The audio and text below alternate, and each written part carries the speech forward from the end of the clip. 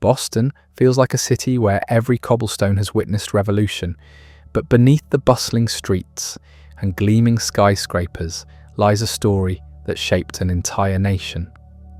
Tonight, we'll discover how a small Puritan settlement on a peninsula became the powder keg that ignited the American Revolution.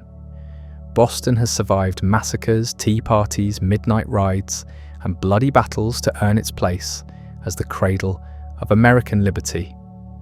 We'll start with a surprising discovery beneath the modern financial district, and from there, we'll follow the city's explosive journey through centuries of rebellion and transformation. So just relax and let your mind drift as we explore the revolutionary history of Boston. When you think of Boston, perhaps you picture the Freedom Trail winding through historic neighborhoods, or the harbor where tea once floated in defiant protest. This city feels like the very birthplace of American independence.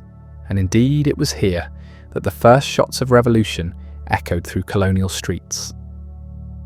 As the home of the Boston Tea Party, and with revolutionary landmarks dotting every corner, there's an undeniable sense that this place has witnessed history in the making. You can almost hear the voices of patriots who once walked these same paths, planning the overthrow of an empire. But Boston's story begins long before the first musket was fired at Lexington and Concord.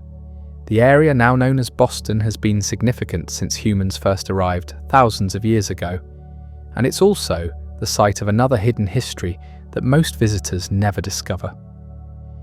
During construction work in downtown Boston in the 1990s, archaeologists made a remarkable find. Buried beneath the modern city were the remains of ancient fishing weirs, wooden structures built by indigenous peoples to trap fish in the harbour. These sophisticated traps were constructed over 4,000 years ago, revealing that this peninsula had been home to thriving communities long before any European ever set foot on these shores. It's fascinating to imagine that here, where business executives hurry to meetings in glass towers, Native American families once gathered for seasonal fishing expeditions.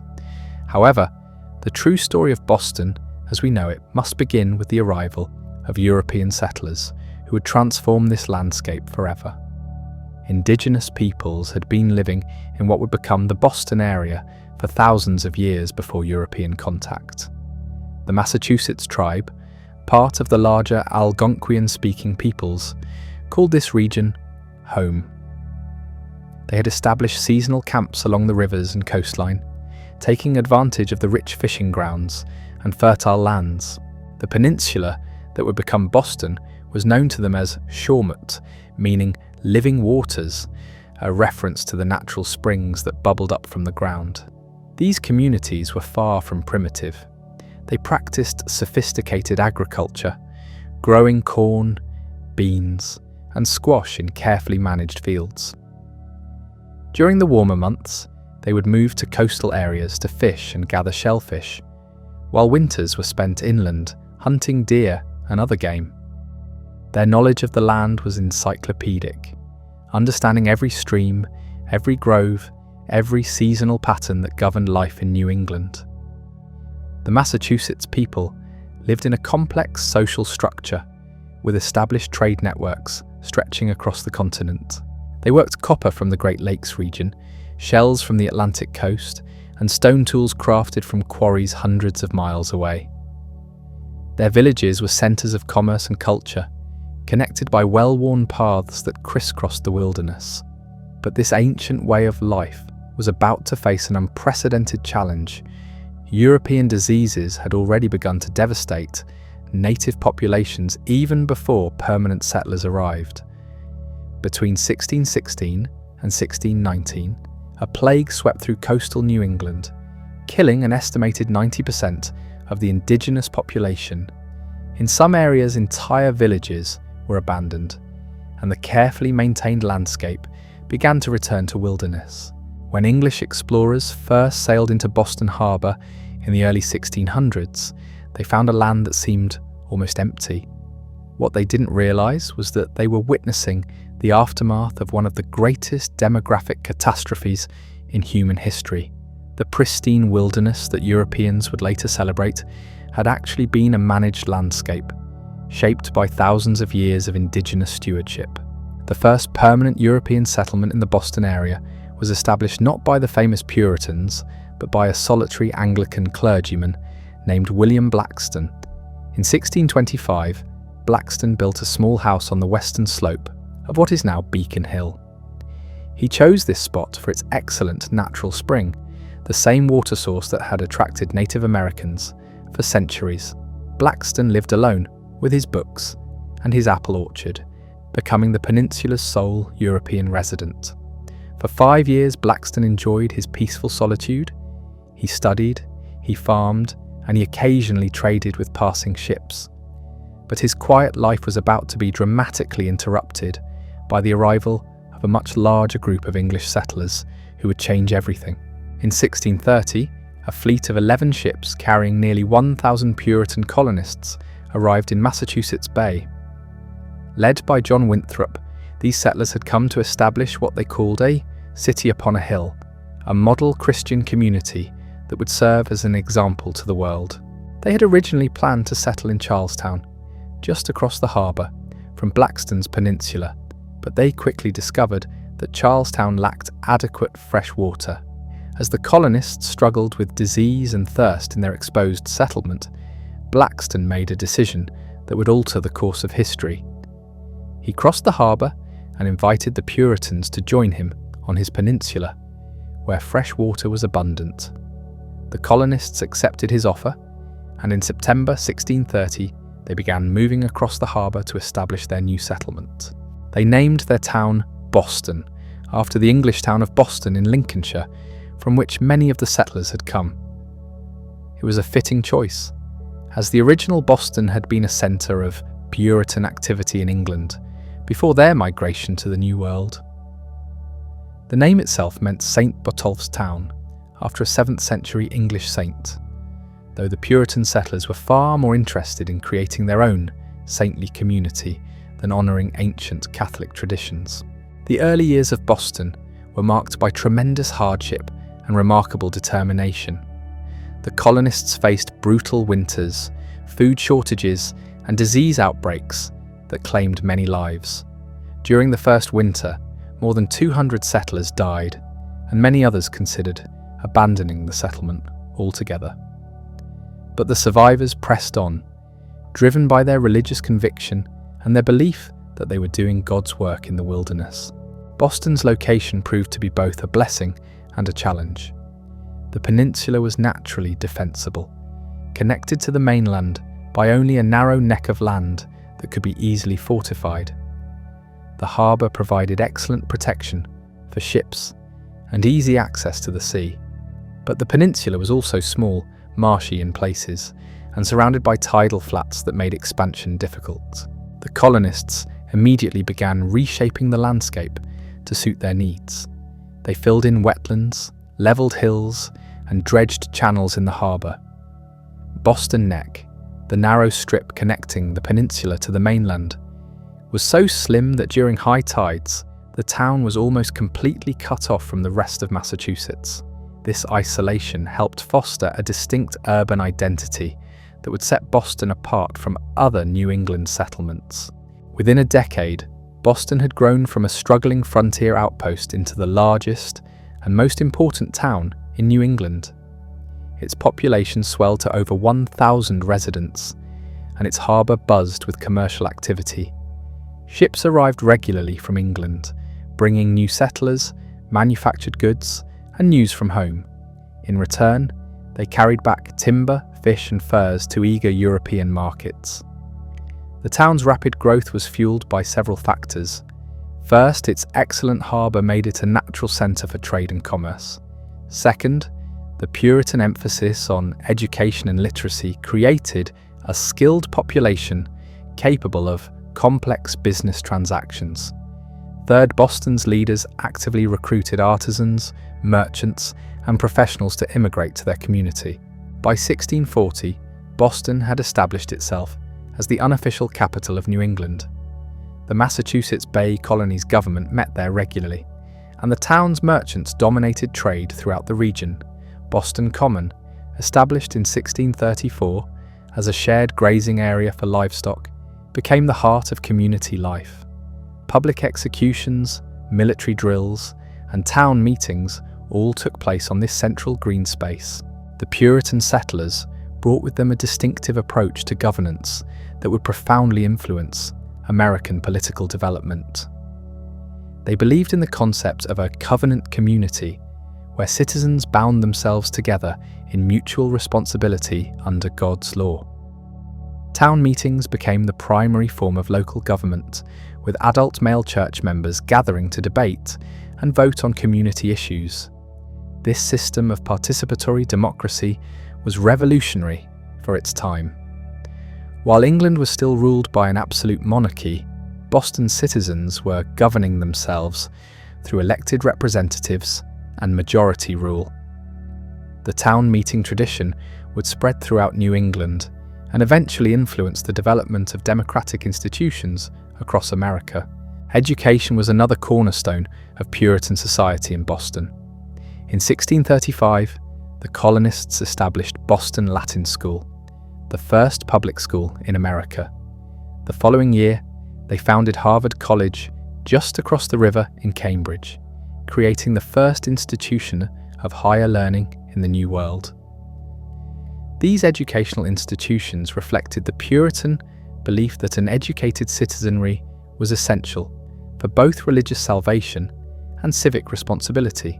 The printing press arrived in Boston in the 1640s, making the town a center of intellectual and literary activity. Books, pamphlets, and newspapers produced in Boston circulated throughout the colonies, spreading ideas about religion, politics, and science. This early emphasis on literacy and learning would make Boston a natural birthplace for revolutionary thinking in the following century. As Boston grew and prospered, tensions began to emerge within the community.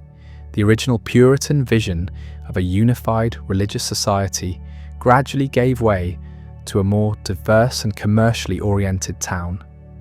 Merchants who had grown wealthy through trade sometimes clashed with ministers who preached against the corrupting influence of worldly success. Newer immigrants brought different religious beliefs and cultural practices that challenged the Puritan orthodoxy. The Halfway Covenant controversy of the 1660s epitomized these growing tensions. As the children and grandchildren of the original settlers came of age, many had not experienced the dramatic religious conversion that Puritan theology required for full church membership. This created a crisis of identity for the community. How could they maintain their religious character while accommodating the spiritual needs of later generations? The solution they developed reflected the pragmatic side of Puritan culture. The Halfway Covenant allowed the children of church members to be baptized and participate in certain church activities, even without a full conversion experience. This compromise kept families within the church community while maintaining the high standards for full membership, but it also marked the beginning of Boston's gradual transformation from a purely religious settlement into a more secular commercial center. By the 1670s, Boston had become the largest city in North America, with a population approaching 7,000 residents. The town's skyline was dominated by church steeples and the masts of merchant ships crowding the harbour. Narrow streets wound between closely packed wooden houses, their upper stories jutting out over the sidewalks in the medieval English style. The smell of salt air mixed with the aromas of bakeries, taverns, and workshops that lined every thoroughfare. Boston's merchant class had grown tremendously wealthy through trade with Europe, the Caribbean, and other American colonies. They imported manufactured goods, sugar, molasses, and slaves, while exporting lumber, fish, grain, and rum.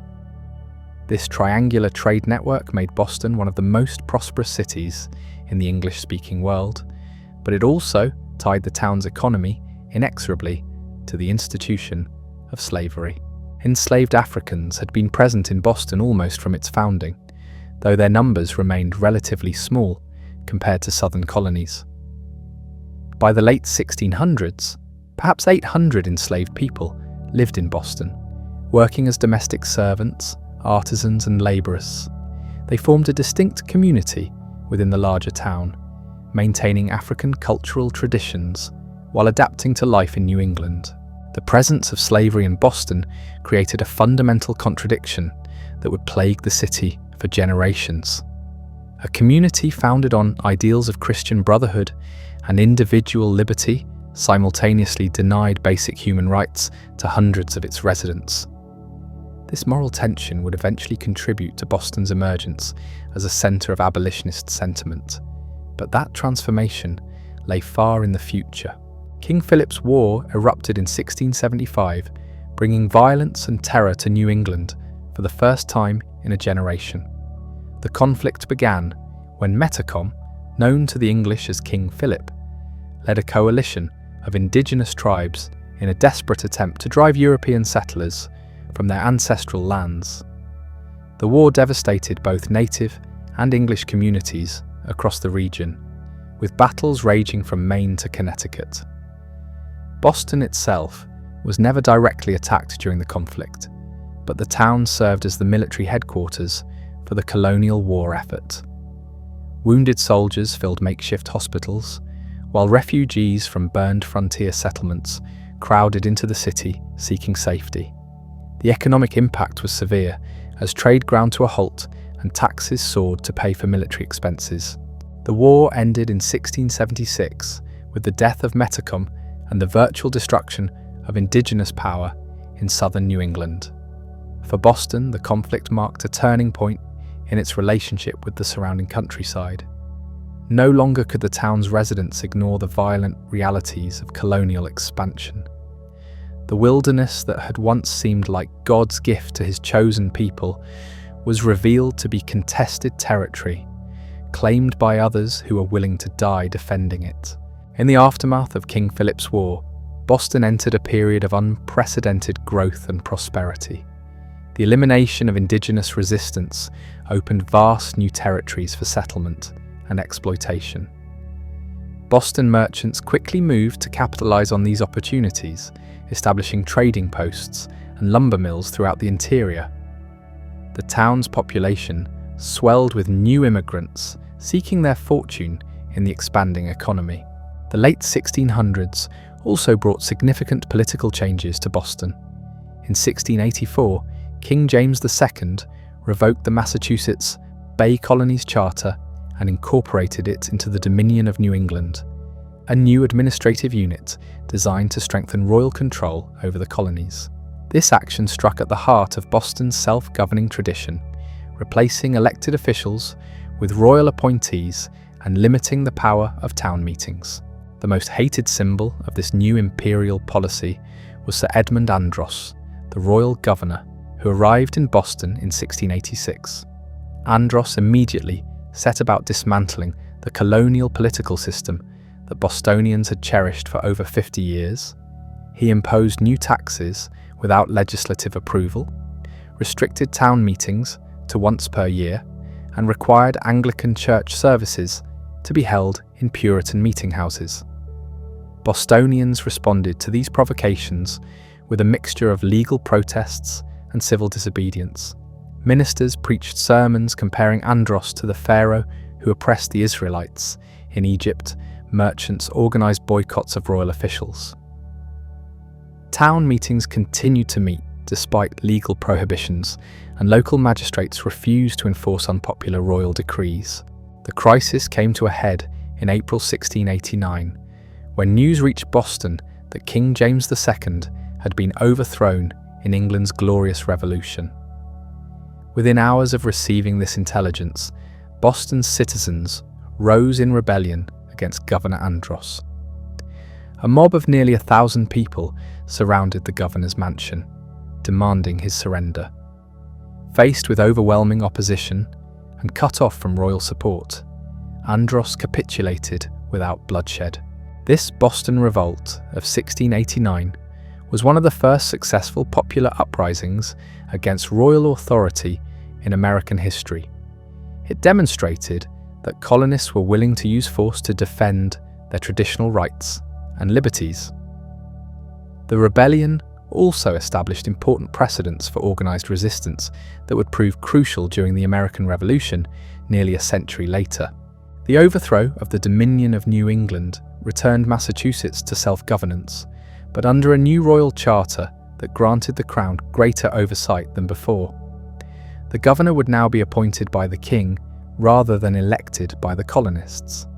The franchise was extended to all property-owning males, regardless of church membership, breaking the Puritan monopoly on political power. These changes reflected Boston's evolution from a religious community into a more diverse and secular society. The early 1700s brought new challenges and opportunities to Boston. The city's population continued to grow, reaching nearly 12,000 by 1720. Immigration from Ireland, Scotland, and Germany added ethnic diversity to what had once been an overwhelmingly English population. Different religious denominations established churches throughout the city, challenging the Congregationalist dominance that had characterized early Boston. Economic expansion accelerated during this period, driven by Boston's growing role in Atlantic trade networks. The city's merchants developed increasingly sophisticated business practices, establishing partnerships with firms in London, Amsterdam, and the Caribbean. Marine insurance, banking, and commodity speculation became important sectors of the local economy. Boston's ships could be found in ports from Newfoundland to Brazil, carrying everything from lumber to luxury goods. This commercial prosperity brought both benefits and problems to the growing city. Wealthy merchant families built elegant mansions on Beacon Hill and along the waterfront, importing the latest European fashions in architecture and interior design. Public buildings like Faneuil Hall, completed in 1742, reflected the city's growing sophistication and civic pride. Streets were paved, sidewalks installed, and oil lamps provided nighttime illumination in the more prosperous neighbourhoods. But rapid growth also created new social tensions and urban problems. Housing became increasingly scarce and expensive, forcing working families into crowded tenements and cellar apartments. Crime rates rose as traditional community bonds weakened under the pressure of urban anonymity. Fire remained a constant threat in a city built largely of wood, with several major conflagrations destroying entire neighbourhoods during this period. The Great Fire of 1711 consumed much of downtown Boston, including many of the original Puritan-era buildings. As the city rebuilt, it adopted new construction techniques and urban planning concepts borrowed from London and other European cities. Brick gradually replaced wood as the preferred building material for important structures. Streets were widened and straightened where possible, though Boston's irregular medieval street pattern proved remarkably resistant to systematic reform. Religious life in Boston also underwent significant changes during the early 18th century.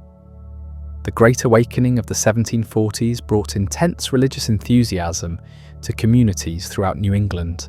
Itinerant preachers like George Whitefield drew enormous crowds to outdoor revival meetings, where colonists experienced dramatic religious conversions accompanied by weeping, shouting, and physical convulsions.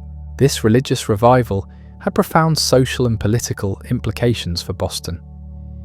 The Great Awakening emphasized individual religious experience over institutional authority, encouraging ordinary people to question traditional sources of power and legitimacy.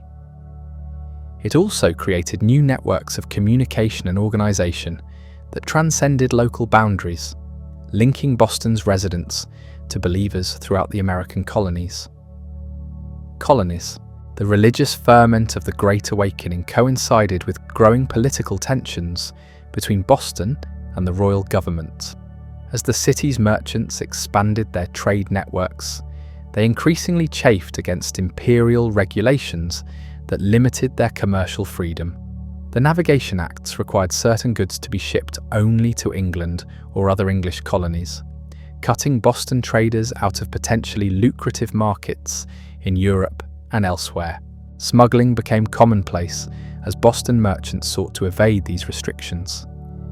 Ships would dock at remote coves along the coast to unload prohibited cargo before entering Boston Harbor with their official manifests. Customs officials found it nearly impossible to monitor every inlet and channel in the complex Massachusetts coastline. This widespread disregard for royal law created a culture of resistance that would prove crucial in the years to come. The city's population had grown increasingly diverse by the mid-18th century.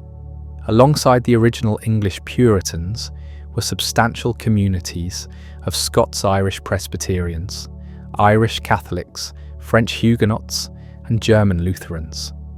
Each group brought its own traditions and grievances, creating a complex urban society that defied simple categorization.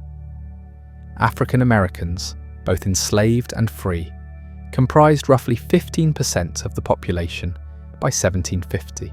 Boston's African American community developed its own institutions and culture despite the constraints of slavery and discrimination. They established informal networks of mutual support, created their own religious congregations, and maintained connections with black communities in other port cities. Some achieved remarkable success despite overwhelming obstacles, like Phyllis Wheatley, who became America's first published African American poet while still enslaved. The city's intellectual life flourished during this period, earning Boston recognition as the Athens of America. Harvard College continued to train ministers and civic leaders, while new institutions like the Boston Public Library and the American Academy of Arts and Sciences promoted learning and scientific inquiry. Benjamin Franklin, though he would later make his fortune in Philadelphia, received his early education as an apprentice printer in Boston's thriving publishing industry. Newspapers played an increasingly important role in shaping public opinion throughout the colonies.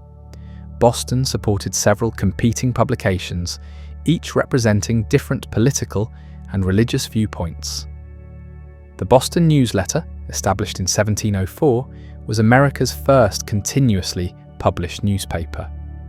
The New England Courant, founded by James Franklin in 1721, took a more irreverent approach that often drew criticism from both religious and political authorities.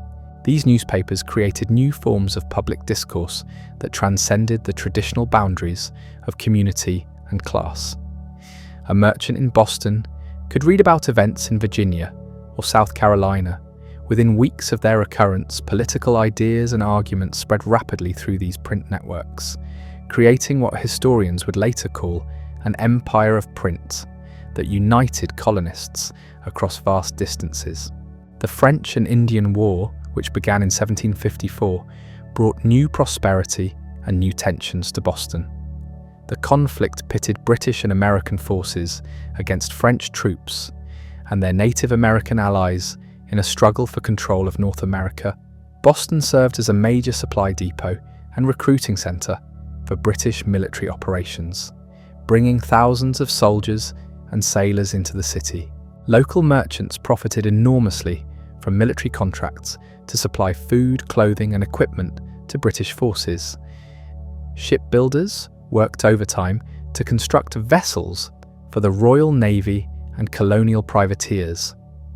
The city's population swelled with military personnel, creating a boom in taverns, boarding houses, and other service industries. For many Bostonians, the war years represented unprecedented economic opportunity. But the conflict also revealed the growing cultural divide between British and American societies. Regular British officers looked down on colonial troops as undisciplined and unreliable. They complained about American unwillingness to provide adequate support for royal military operations. These tensions were particularly acute in Boston, where proud merchants and professionals resented being treated as colonial inferiors. The war's end in 1763 brought victory over France, but also created new problems for the British Empire. The enormous cost of the conflict had left Britain deeply in debt, while the acquisition of vast new territories in North America required expensive military garrisons to maintain order. British officials began looking to the American colonies to help pay for these imperial expenses. The Sugar Act of 1764 was the first in a series of new taxes designed to raise revenue from the colonies. It reduced the duty on imported molasses while strengthening enforcement mechanisms to prevent smuggling. For Boston merchants who had grown accustomed to evading trade regulations, this represented a serious threat to their established business practices. The Stamp Act of 1765 provoked an even stronger response from Boston's residents. This law required special stamps to be purchased for legal documents, newspapers, playing cards, and other printed materials. Unlike previous trade regulations that primarily affected merchants, the Stamp Act touched virtually every aspect of daily life in colonial society. Boston's reaction to the Stamp Act was swift and dramatic. Within days of the law's announcement, angry crowds gathered in the streets to protest what they saw as taxation without representation. The city's merchants organised a boycott of British goods, while political clubs like the Sons of Liberty coordinated resistance activities throughout Massachusetts. The most dramatic protest occurred on August 14, 1765, when a mob gathered beneath an elm tree on Orange Street that would become known as the Liberty Tree. They hanged an effigy of Andrew Oliver, the designated stamp distributor for Massachusetts, before marching to his house and demanding his resignation. The crowd then proceeded to demolish a building Oliver owned nearby, using the lumber to build a bonfire in which they burned the effigy. This protest established important precedents for organised resistance in Boston. The Liberty Tree became a regular gathering place for political meetings and demonstrations. The Sons of Liberty developed sophisticated networks for coordinating protests and enforcing boycotts. They used both peaceful persuasion and violent intimidation to ensure compliance with their political agenda. The Stamp Act protests revealed the emergence of new forms of political organisation in Boston. Traditional authority figures like ministers and magistrates found themselves sharing power with artisans, shopkeepers, and labourers who had previously been excluded from political decision-making. Samuel Adams, a failed businessman who discovered his talent for political agitation, emerged as one of the most effective organisers of popular resistance. Women played crucial roles in these resistance movements, though their contributions were often overlooked by contemporary accounts. They organised spinning bees to produce homemade cloth as alternatives to British textiles. They boycotted tea and other imported goods, making the domestic sphere a site of political action. The Daughters of Liberty, while less visible than their male counterparts, proved equally committed to the cause of American rights. The success of Boston's resistance to the Stamp Act encouraged similar protests throughout the American colonies.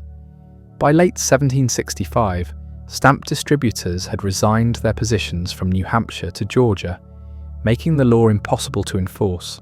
British merchants facing severe losses from colonial boycotts pressured Parliament to repeal the unpopular measure. Parliament's repeal of the Stamp Act in 1766 was celebrated throughout Boston with bonfires, parades, and public festivities. But the accompanying Declaratory Act, which asserted Parliament's right to tax the colonies in all cases whatsoever, suggested that the fundamental dispute over imperial authority remained unresolved. Boston's residents had won a tactical victory, but the larger conflict was just beginning. The Townshend Acts of 1767 represented a new attempt to extract revenue from the American colonies while avoiding some of the political pitfalls that had doomed the Stamp Act. These laws imposed duties on imported glass, lead, paint, paper, and tea, while using the revenue to pay the salaries of colonial governors and judges. By making royal officials financially independent of colonial assemblies, Britain hoped to strengthen imperial control over American government. Boston's merchants once again organised boycotts of British goods, but the Townshend Acts proved more difficult to resist than the Stamp Act had been. The new duties were collected at ports of entry rather than through internal distribution networks, making them harder for protesters to disrupt. The taxes also fell primarily on imported luxury goods, allowing critics to argue that colonists could simply choose not to purchase these items. Nevertheless, Boston became the centre of colonial resistance to the Townshend Acts. Samuel Adams and other political organisers developed increasingly sophisticated arguments about the rights of British subjects and the limits of parliamentary authority. They drew on Enlightenment political theory, English constitutional law, and Puritan traditions of resistance to tyranny to justify their opposition to royal policies. The Massachusetts Circular Letter of 1768, primarily authored by Samuel Adams, represented a new level of sophistication in colonial political thinking. This document argued that taxation without representation violated fundamental principles of English law and invited other colonial assemblies to coordinate their resistance efforts. When the royal governor ordered the Massachusetts legislature to rescind the letter, they refused by a vote of 92 to 17. The glorious 92 became heroes throughout Massachusetts, while the 17 who voted for a rescission were branded as enemies of liberty. This incident demonstrated how parliamentary taxation had transformed local political disputes into questions of fundamental principle. Boston's residents were no longer simply protesting specific policies, but challenging the entire structure of imperial authority. British officials responded to this growing resistance by dispatching troops to Boston in October 1768. The arrival of 2 regiments of regular soldiers marked a dramatic escalation in the conflict between Britain and its American colonies. For the first time since the 17th century, Boston found itself under military occupation by foreign forces. The presence of British soldiers in Boston created constant tensions and occasional violence. Troops were quartered in public buildings and private homes, while sentries patrolled the streets with loaded muskets. Off-duty soldiers competed with local workers for employment, driving down wages and creating economic hardship for many families. Fights between soldiers and civilians became increasingly common as both sides grew more suspicious and hostile. Boston's newspapers played a crucial role in publicizing these tensions and building opposition to the military occupation. Samuel Adams and other political writers described every incident involving British troops in the most inflammatory terms possible, portraying the soldiers as a hostile army oppressing peaceful civilians. These accounts were reprinted in newspapers throughout the colonies, spreading anti-British sentiment far beyond Massachusetts. The situation reached a breaking point on the evening of March 5, 1770. A crowd of Bostonians gathered outside the custom house to taunt a British sentry, throwing snowballs and chunks of ice while daring him to fire his weapon. When Captain Thomas Preston arrived with additional soldiers to rescue the sentry, the crowd grew larger and more aggressive. In the confusion that followed, the soldiers opened fire, killing 5 civilians and wounding several others. Samuel Adams immediately branded this incident the Boston Massacre, organizing a massive funeral for the victims that drew thousands of mourners from throughout the region. Paul Revere created an engraving depicting the soldiers as cold-blooded murderers firing on peaceful protesters, an image that was reproduced in newspapers and broadsides across America. The Boston Massacre became a powerful symbol of British tyranny and American victimization. Paradoxically, the legal aftermath of the Boston Massacre demonstrated the continuing strength of British legal traditions in colonial America. John Adams, cousin of Samuel Adams, but far more moderate in his politics, agreed to defend Captain Preston and his soldiers in court. Despite enormous public pressure for conviction, Adams argued successfully that the soldiers had acted in self-defense when faced with a threatening mob. The acquittal of most of the British soldiers involved in the Boston Massacre reflected the complex nature of colonial attitudes toward imperial authority. While many Bostonians opposed specific British policies, they still valued English legal traditions and constitutional principles. This tension between resistance and loyalty would characterize Boston politics throughout the Revolutionary crisis. The partial repeal of the Townshend Acts in 1770 temporarily reduced tensions between Boston and the royal government. Parliament removed duties on glass, lead, paint and paper, while maintaining the tax on tea as a symbol of its authority over the colonies. Many Boston merchants were willing to accept this compromise and resume normal trade relations with Britain. But Samuel Adams and other radical organisers refused to let the resistance movement collapse. They established committees of correspondence to maintain communication with other colonial communities and keep revolutionary sentiment alive during periods of apparent calm. These committees would prove crucial in coordinating opposition to future British policies and maintaining the networks that had been forged during the Stamp Act and Townshend Act crises. The Tea Act of 1773 reignited the conflict between Boston and Britain in spectacular fashion.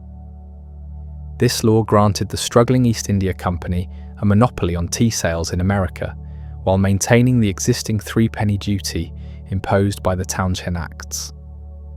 Although the measure would actually reduce tea prices for consumers, it threatened to drive colonial tea merchants out of business, while establishing a dangerous precedent for parliamentary control over American commerce. Boston's response to the Tea Act would transform a local dispute into a continental crisis, setting in motion the chain of events that would lead directly to the American Revolution. The stage was set for the most famous Tea Party in history, an act of defiance that would echo through the ages and cement Boston's reputation as the birthplace of American liberty. Boston's merchants found themselves caught in an impossible situation. The Tea Act threatened their livelihoods, while the broader principle of parliamentary taxation remained as objectionable as ever. When 3 ships loaded with East India Company tea arrived in Boston Harbor in late November 1773, the city faced a moment of truth that would define its revolutionary character. The ships Dartmouth, Eleanor and Beaver anchored at Griffin's Wharf, their holds packed with over 300 chests of the finest Chinese tea. Under normal circumstances, this cargo would have been quickly unloaded and distributed to eager customers throughout New England. But these were far from normal circumstances. Boston's political organisers had spent months preparing for this confrontation, and they were determined not to let the tea reach colonial consumers. Samuel Adams and the Sons of Liberty organised a series of mass meetings at Old South Meeting House to debate the crisis. Thousands of Bostonians crowded into the church, with overflow crowds gathering in the streets outside. The assembly demanded that the tea ships return to Britain without unloading their cargo, but the royal customs officials refused to grant clearance papers without the payment of duties. For 17 days, the ships remained at anchor, while tensions mounted throughout the city. Armed guards prevented anyone from unloading the tea, while customs officials insisted that the duties must be paid before the vessels could depart. This standoff created a powder keg that threatened to explode at any moment. The crisis reached its climax on December 16, 1773, when the legal deadline for unloading the cargo expired. If the tea remained on board past midnight, customs officials would seize it and sell it at auction, effectively forcing Bostonians to accept parliamentary taxation. Samuel Adams made one final appeal to Thomas Hutchinson, the royal governor, to allow the ships to leave, but Hutchinson refused to bend. As word of the governor's decision spread through Old South Meeting House, Samuel Adams rose to address the crowd. "This meeting can do nothing more to save the country," he declared, his words carrying the weight of finality. Within minutes, a group of men disguised as Mohawk Indians emerged from the crowd and marched toward the harbour. The Boston Tea Party that followed was a carefully orchestrated act of political theatre designed to maximise symbolic impact while minimising property damage. The Indians boarded the 3 ships and systematically dumped 342 chests of tea into the harbour, working by torchlight under the eyes of thousands of spectators. They took care not to damage the ships themselves, and even replaced a padlock that had been accidentally broken during the operation. The identity of most Tea Party participants remained a closely guarded secret for decades, though it's clear that the group included men from all walks of Boston society. Merchants, artisans, labourers, and even some clergymen participated in this act of mass civil disobedience. The broad social composition of the Tea Party demonstrated that resistance to British authority had spread far beyond radical political organisers to encompass much of Boston's population. News of the Tea Party spread rapidly throughout the American colonies and across the Atlantic to Britain. Colonial newspapers celebrated the event as a heroic defence of American liberty, while British officials condemned it as criminal destruction of private property. The polarised reactions to the Boston Tea Party revealed how far apart the two sides had grown in their understanding of legitimate political action. King George III and his ministers decided that this latest provocation could not go unpunished. The Boston Tea Party represented a direct challenge to imperial authority that demanded a swift and decisive response. Parliament passed a series of punitive measures in early 1774 that colonists would soon call the Intolerable Acts, though they were officially known in Britain as the Coercive Acts. The Boston Port Act, the first and most severe of these measures, closed Boston Harbour to all commercial shipping until the city paid for the destroyed tea. This economic blockade threatened to strangle the city's commerce and reduce its population to poverty. British officials calculated that other American colonies would abandon Boston rather than risk similar punishment for themselves. The Massachusetts Government Act followed soon after, fundamentally altering the colony's political structure. The law revoked the Massachusetts Charter and placed the colony under direct royal control.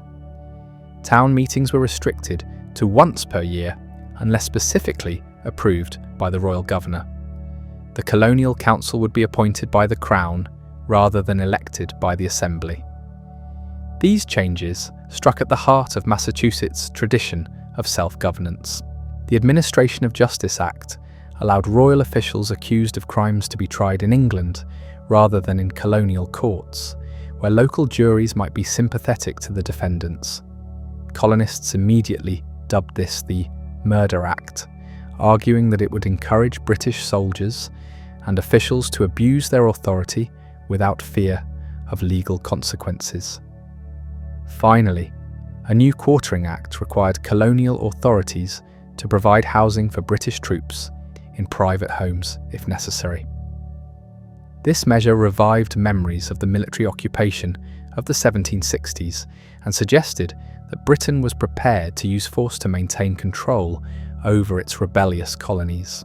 The Intolerable Acts had exactly the opposite effect from what British officials intended. Rather than isolating Boston, the punitive measures aroused sympathy and support throughout America.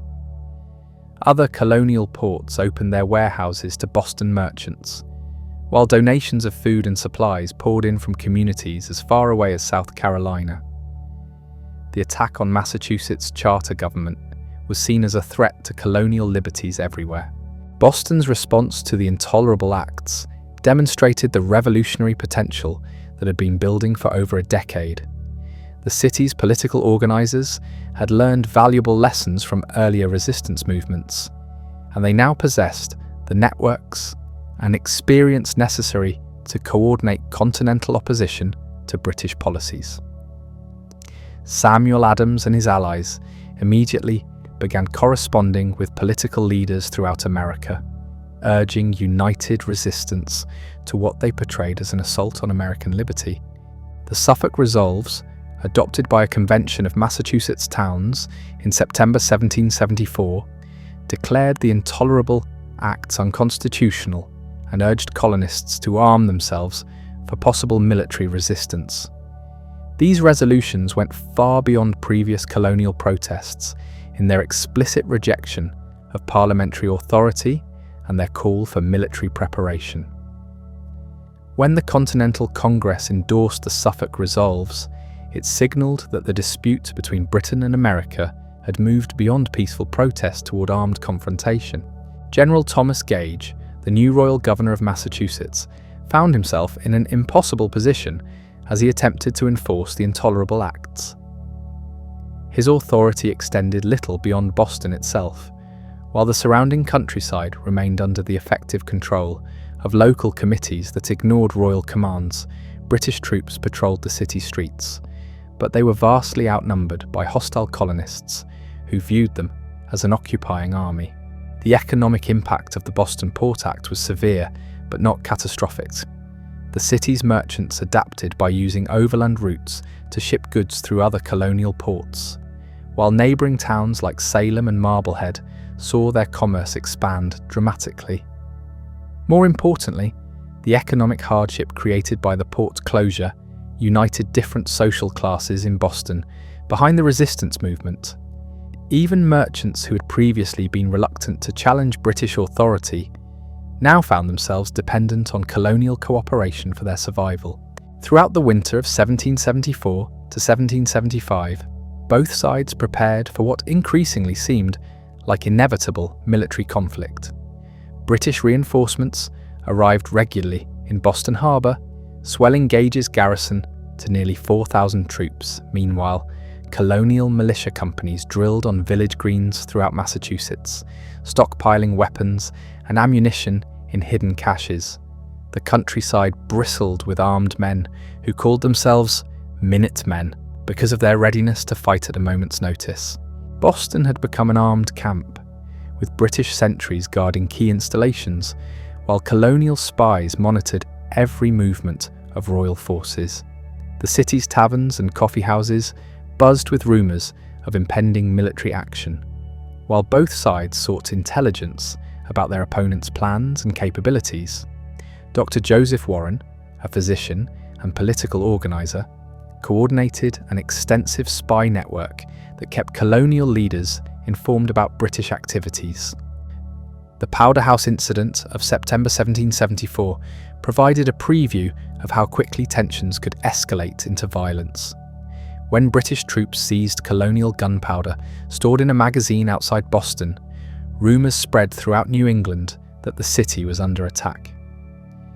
Within hours, thousands of armed colonists were marching toward Boston, only turning back when they learned that no fighting had actually occurred. This false alarm demonstrated the volatile situation that existed throughout Massachusetts. Paul Revere emerged as one of the most effective intelligence operatives in Boston's resistance network. A silversmith by trade, Revere used his business contacts to gather information about British plans, while serving as a courier for the provincial Congress. His rides to New York and Philadelphia helped coordinate resistance activities throughout the colonies, making him a key figure in the Continental movement long before his famous midnight ride. The Boston Massacre anniversary became an annual occasion for revolutionary propaganda, with elaborate commemorations designed to keep anti-British sentiment alive. In 1775, Dr. Warren delivered a particularly inflammatory oration at Old South Meeting House, calling on Bostonians to remember the murderous British soldiers who had shed innocent blood on King Street.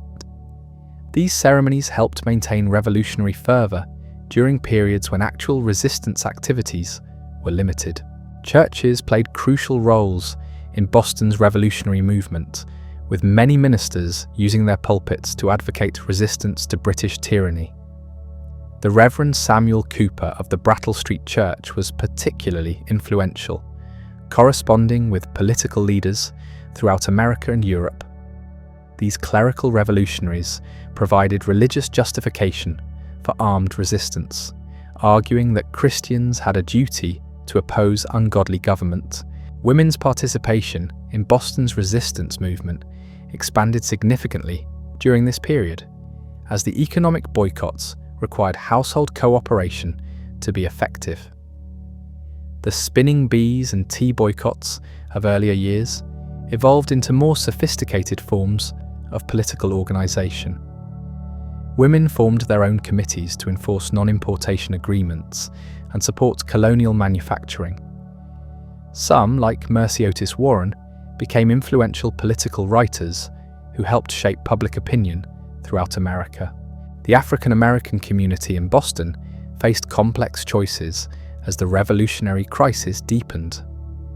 Some enslaved people saw the conflict as an opportunity to gain freedom by supporting whichever side offered emancipation.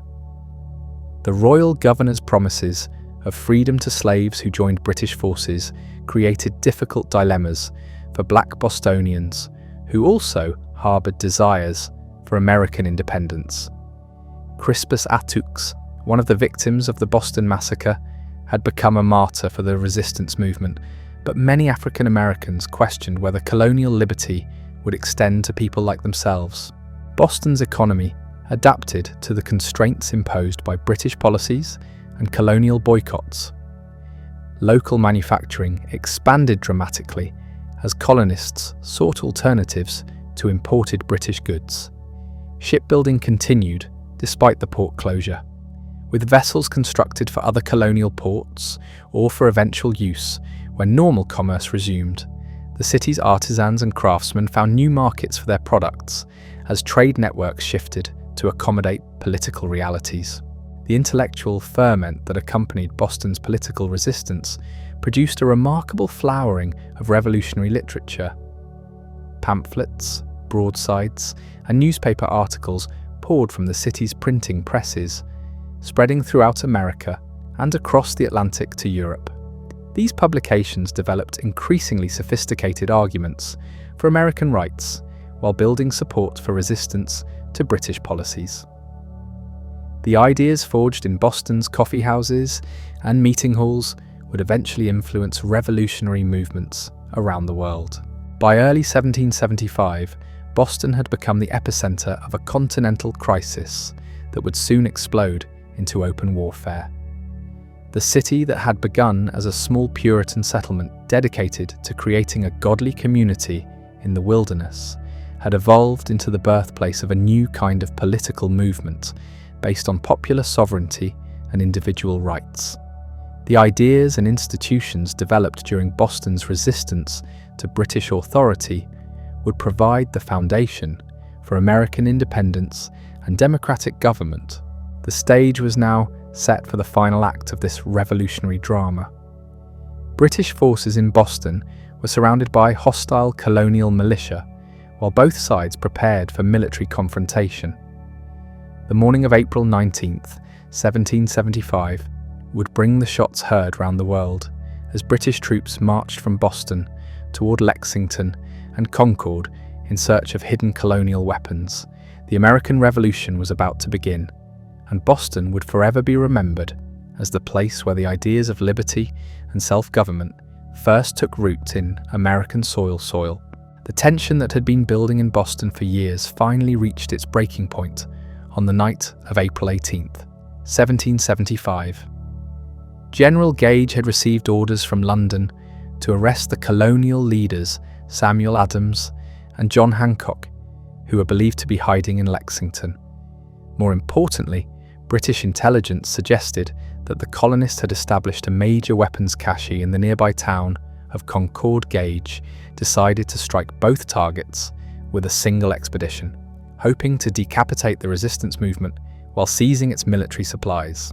The British plan called for absolute secrecy, but Boston's spy network had grown remarkably sophisticated over the preceding months. Dr. Joseph Warren learned of the impending expedition and immediately dispatched messengers to warn the countryside. Paul Revere and William Dawes rode out from Boston by separate routes, their famous midnight journey becoming the stuff of legend. But they were just two of many riders who spread the alarm throughout Middlesex County that night.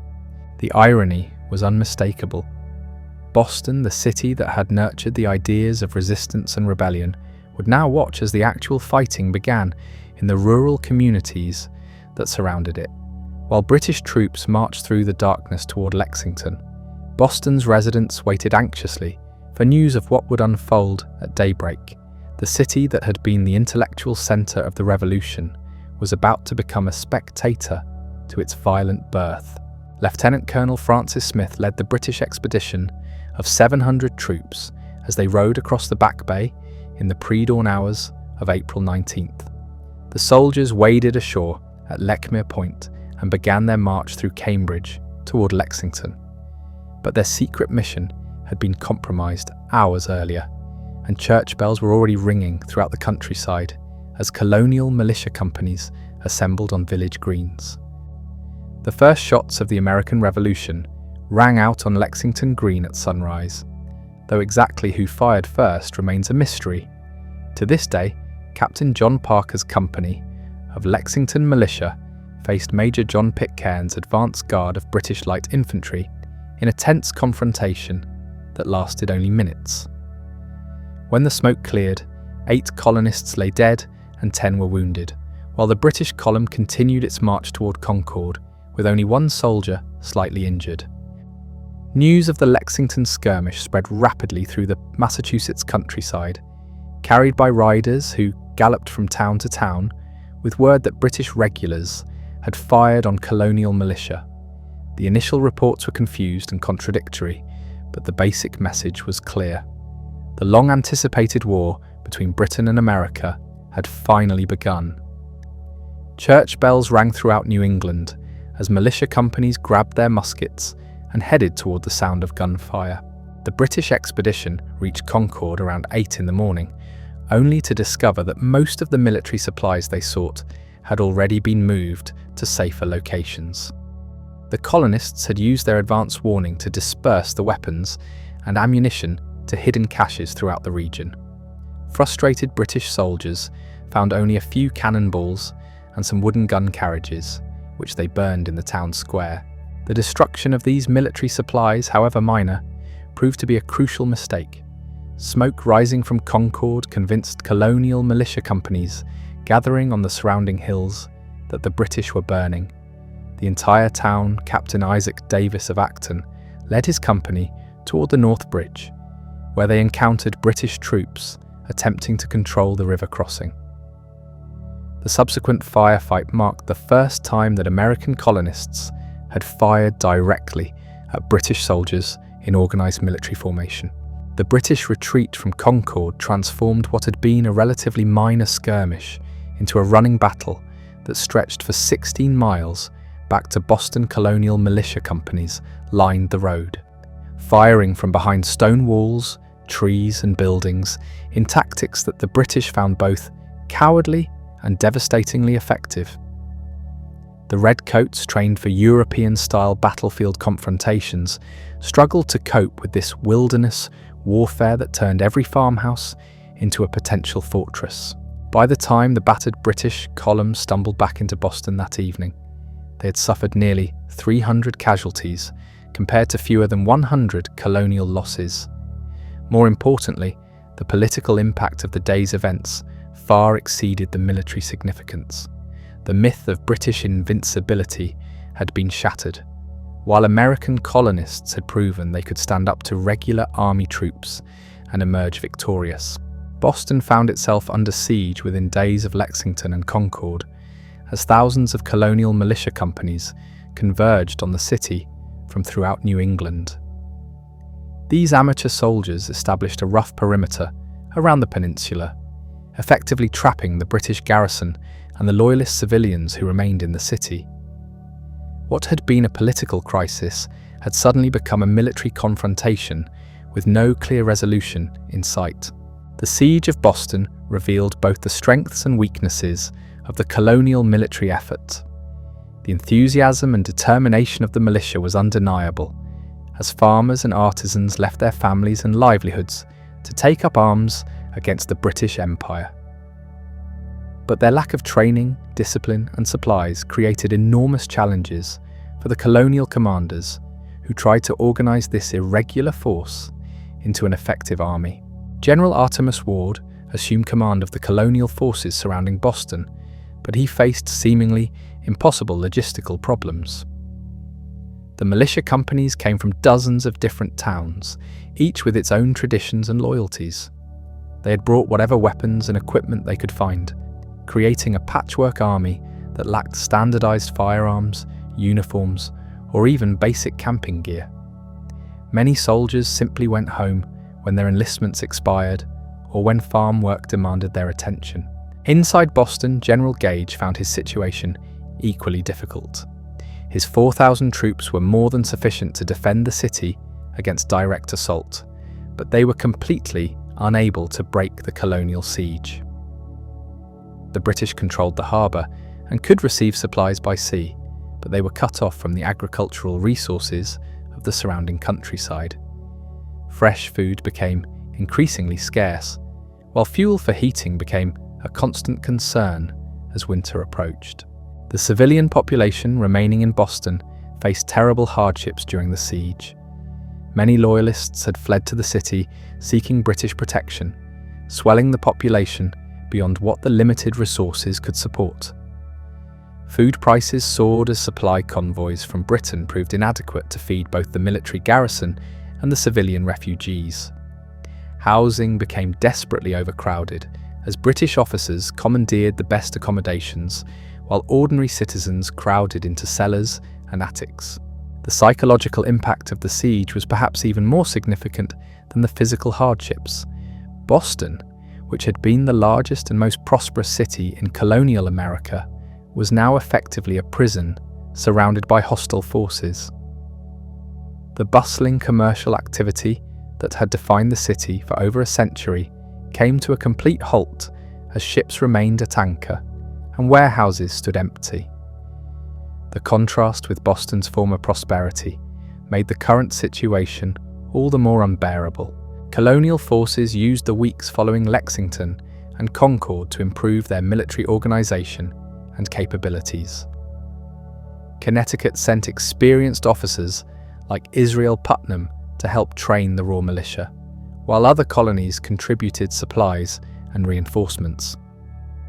The Continental Congress meeting in Philadelphia formally adopted the colonial army and appointed George Washington as its commanding general, giving the resistance movement continental legitimacy and leadership. The arrival of Washington in Cambridge in early July 1775 marked a turning point in the siege of Boston.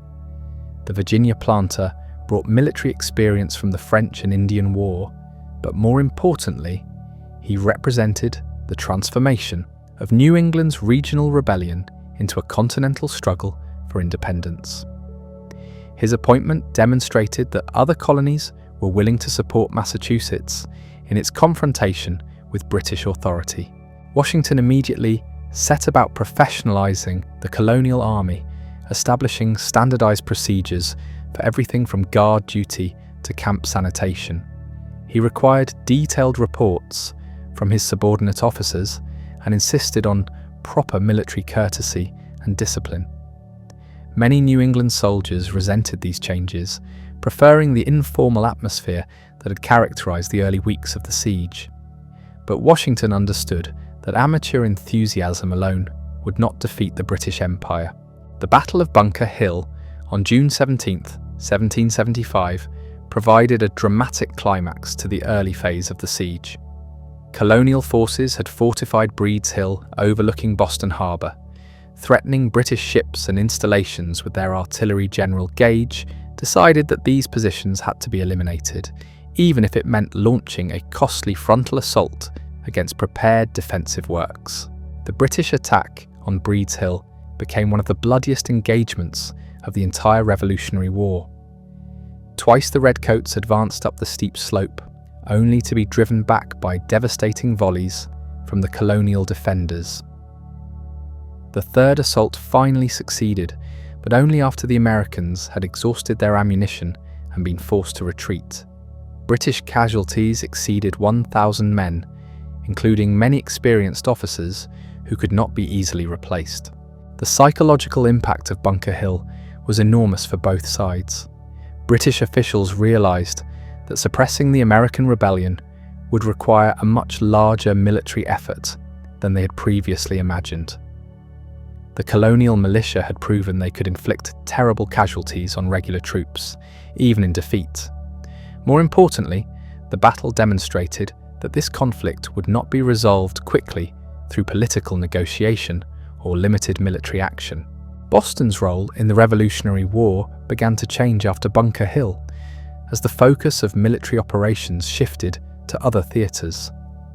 The city remained under siege throughout 1775 and into early 1776, but both sides seemed content to avoid major battles while they built up their forces and clarified their political objectives.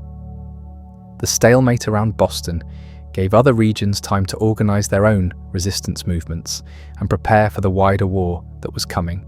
The transformation of Boston from a centre of political resistance to a military objective created strange ironies for the city's residents. Many of the same people who had organised tea parties and boycotts now found themselves refugees in their own hometown, dependent on British protection while surrounded by their former neighbours, turned enemies.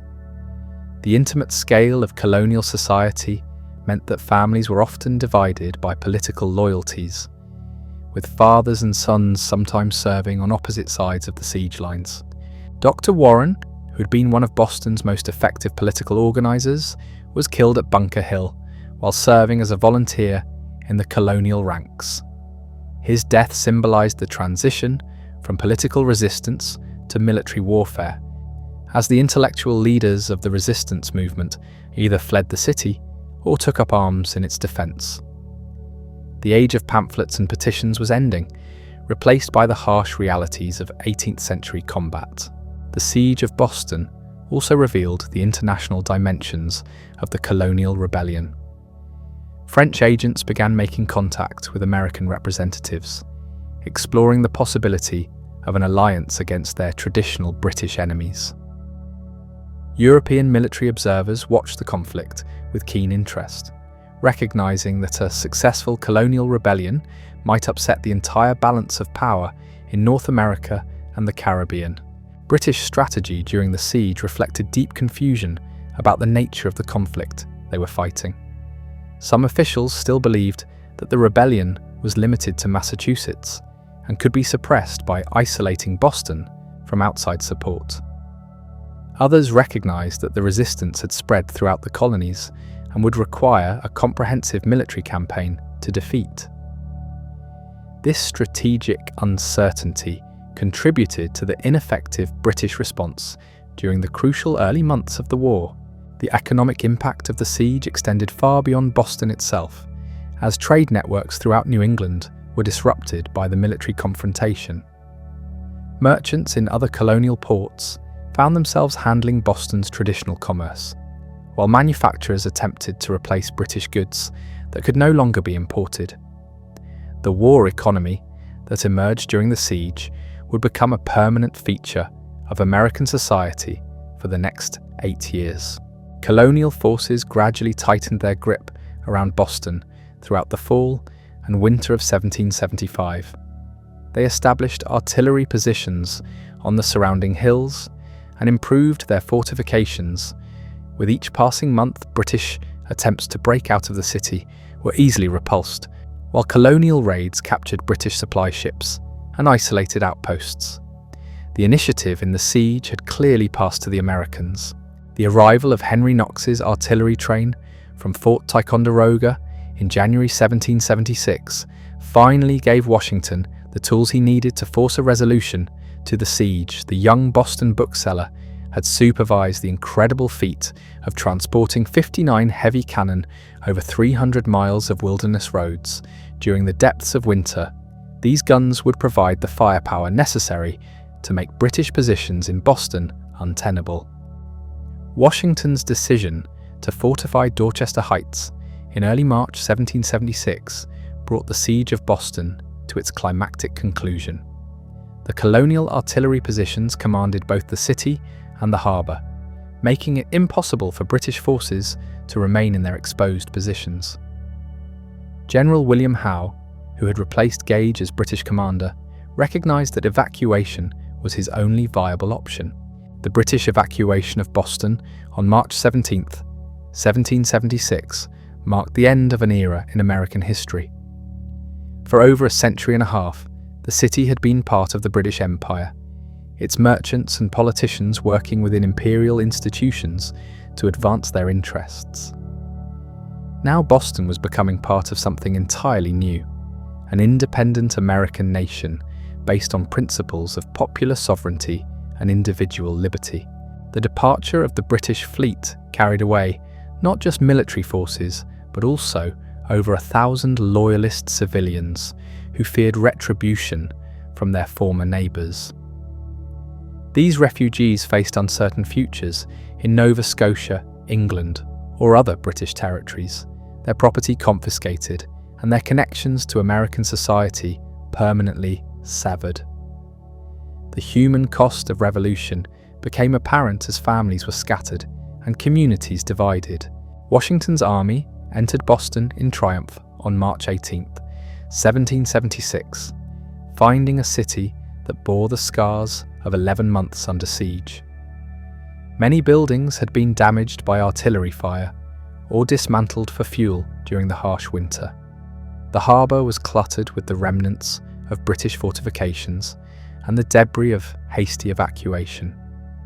But the city was free, and American flags flew from buildings that had been occupied by British troops just days before.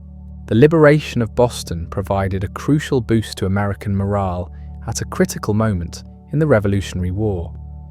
Colonial forces had successfully besieged and captured the most important British stronghold in North America, proving that the rebellion could achieve concrete military victories against regular army forces. The success in Boston encouraged other colonies to commit more fully to the independence movement and helped convince foreign powers that the Americans had a realistic chance of winning their war. Boston's experience during the siege and evacuation established patterns that would characterize the entire Revolutionary War. The conflict had revealed the importance of popular support, as British forces found themselves isolated and outnumbered in hostile territory. It had demonstrated the effectiveness of irregular warfare tactics adapted to American conditions. Most importantly, it had shown that political resistance could successfully transition to military rebellion when circumstances demanded armed action. The city that emerged from the siege was profoundly different from the one that had resisted the Tea Act just 3 years earlier. Boston had been transformed from a prosperous commercial centre into a symbol of American resistance and eventual victory. The ideas about liberty and self-government that had been debated in the city's taverns and meeting houses had been tested in the crucible of war and emerged triumphant. As Washington's army marched out of Boston in April 1776 to continue the war in other theatres, they left behind a city that would forever be remembered as the birthplace of American independence. The intellectual and political foundations of the Revolution had been laid in Boston's churches and coffee houses during the 1760s and early 1770s. The military success of the siege had proven that these ideas could be defended with force of arms when necessary. The Revolutionary War would continue for 7 more years, with major battles fought from Georgia to Canada. But Boston's role in the conflict was largely complete by 1776. The city had fulfilled its destiny as the cradle of American liberty, nurturing the ideas and institutions that would define the new nation. From the Boston Massacre to the Boston Tea Party to the siege and evacuation, the city had provided the spark that ignited a continental revolution. Boston's legacy from the revolutionary period would extend far beyond military victory or political independence. The city had demonstrated that ordinary citizens could organize effective resistance to imperial authority, that popular movements could sustain themselves over many years of struggle, and that local communities could coordinate their efforts on a continental scale. These lessons would influence democratic movements around the world for generations to come. The principles that emerged from Boston's revolutionary experience would be codified in the Declaration of Independence and the Constitution, but their practical application had been tested in the streets and meeting halls of the city itself. The town meetings that had governed Boston since Puritan times provided a model for democratic participation that would spread throughout America.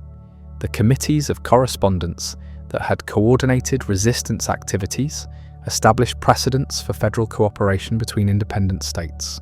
As the newly independent United States began the challenging work of building a nation, Boston would continue to play important roles in American development, but the city's most significant contribution to American history had already been made during those crucial years when abstract ideas about liberty and self-government were transformed into concrete political and military action. The Boston that entered the post-revolutionary era was forever marked by its role as the birthplace of American independence. The birthplace of American independence. The post-revolutionary Boston that emerged in the 1780s was a city struggling to find its identity in a world turned upside down. The merchants who had once dominated the resistance movement now faced the challenge of rebuilding commerce without the familiar structures of imperial trade. The British Navigation Acts that had restricted colonial commerce were gone, but so were the protected markets and established credit relationships that had sustained Boston's economy for generations. Many of the city's most prominent families had fled with the British evacuation, taking their wealth and commercial connections with them. Their abandoned mansions on Beacon Hill stood as silent reminders of how thoroughly the Revolution had reshuffled Boston's social order. Properties that had been worth fortunes were now sold at auction to whoever could raise the necessary funds, creating opportunities for ambitious newcomers while destroying established fortunes. The immediate aftermath of independence brought both liberation and uncertainty to Boston streets. The Continental Army had moved on to fight battles elsewhere, leaving the city to cope with the practical challenges of self-governance. Town meetings resumed their traditional role in local affairs, but the questions they faced were unlike anything their predecessors had encountered. How do you govern a city that has just emerged from military occupation? How do you rebuild an economy disrupted by years of warfare and boycotts? Boston's harbour, once crowded with British warships and transport vessels, slowly began to welcome merchant ships from around the world. American captains could now trade directly with European ports that had been forbidden during the colonial period. French, Spanish, and Dutch vessels arrived with manufactured goods and luxury items that had been scarce during the years of resistance and siege. The possibilities seemed limitless for a city that had broken free from imperial restrictions. But the reality of independence proved more complicated than the rhetoric of revolution had suggested. Boston's merchants discovered that British credit and commercial networks had provided stability that was difficult to replace. New trading relationships had to be established from scratch, often with partners who were unfamiliar with American business practices. Currency fluctuations and uncertain political conditions made long-distance commerce a risky venture that many established firms were reluctant to undertake. The paper money issued by the Continental Congress and various state governments created additional complications for Boston's recovering economy. Inflation eroded the value of these currencies so rapidly that merchants preferred to conduct business through barter or with hard specie when possible. The phrase "not worth a continental" entered common usage as Americans struggled with the financial chaos that accompanied their political independence. Social tensions that had been submerged during the unifying struggle against Britain now resurfaced with new intensity. The artisans and labourers who had provided the muscle for resistance activities expected their wartime sacrifices to be rewarded with greater political influence and economic opportunity. But many of the merchants and professionals who had led the resistance movements were more interested in restoring stability than in continuing social revolution. Daniel Shays' rebellion in western Massachusetts during the 1780s sent shockwaves through Boston's political establishment. The uprising of debt-ridden farmers against tax collectors and court officials revealed how fragile the new nation's political institutions really were. Boston's merchants feared that the spirit of rebellion they had once encouraged might now be turned against property owners and established authority throughout Massachusetts. The crisis of the 1780s forced Boston's leaders to reconsider the relationship between liberty and order that had been central to their revolutionary ideology. Samuel Adams, who had been so effective at organizing resistance to British authority, now found himself defending established government against domestic insurgents. The transition from revolutionary to conservative happened remarkably quickly for many who had spent decades fighting imperial control. Boston's intellectual life flourished during these challenging years, as the city's residents attempted to make sense of their revolutionary experience and its implications for the future.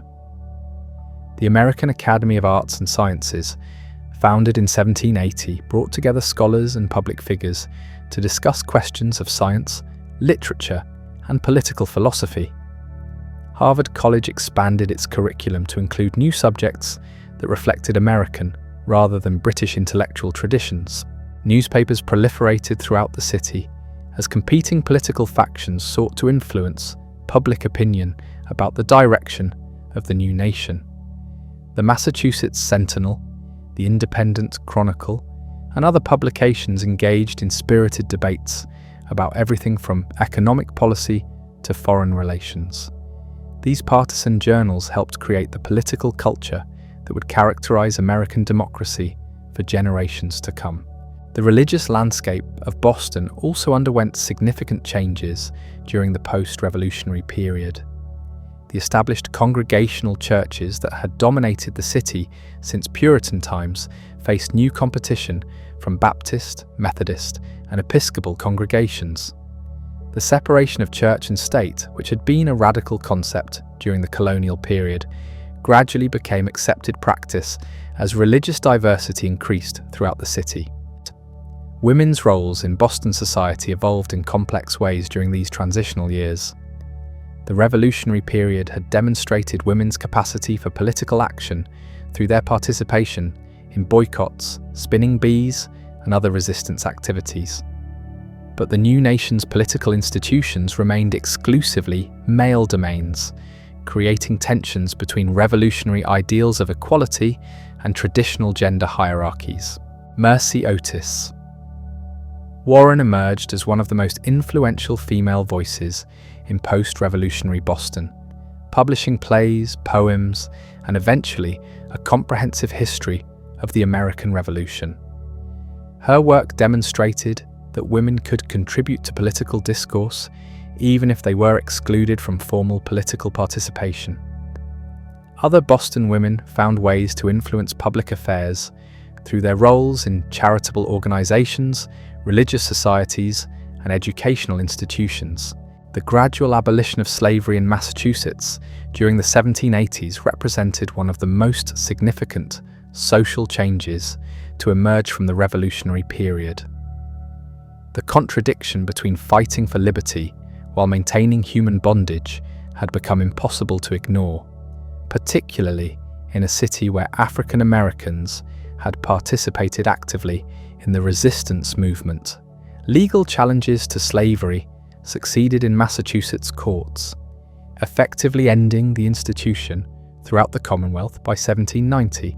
Boston's free black community grew significantly during this period, as emancipated slaves were joined by free blacks from other states and escaped slaves from the South. They established their own churches, schools, and mutual aid societies while struggling against persistent discrimination and economic marginalization. The African Meeting House, built in 1806, became the center of black community life and a crucial station on the Underground Railroad in later decades. The economic recovery of post-revolutionary Boston was gradual but ultimately successful.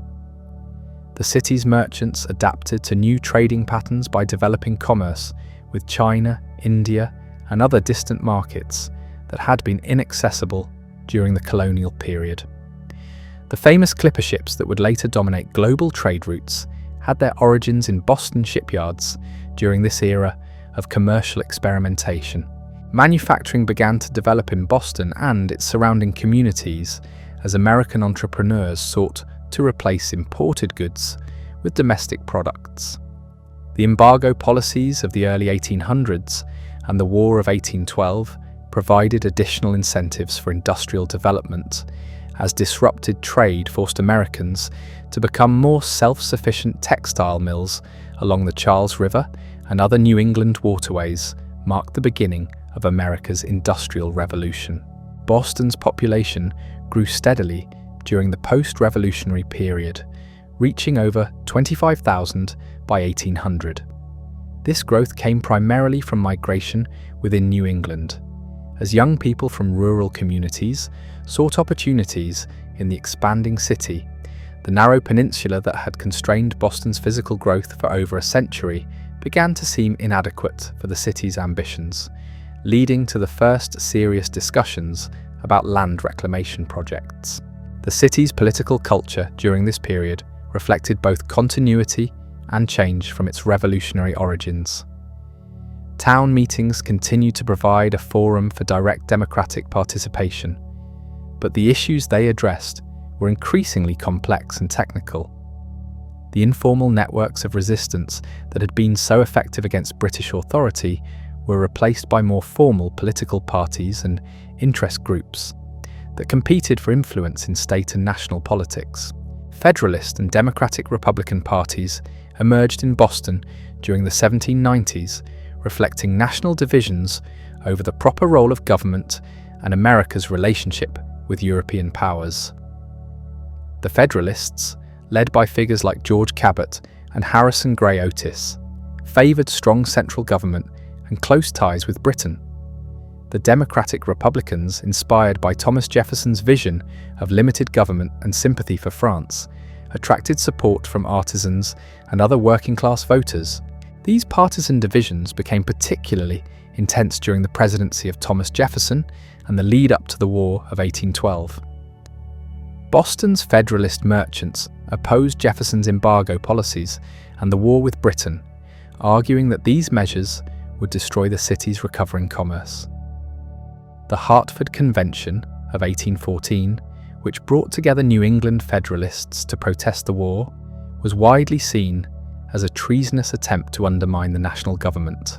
The War of 1812 posed serious challenges for Boston, as British naval forces once again threatened the city's harbour and commerce.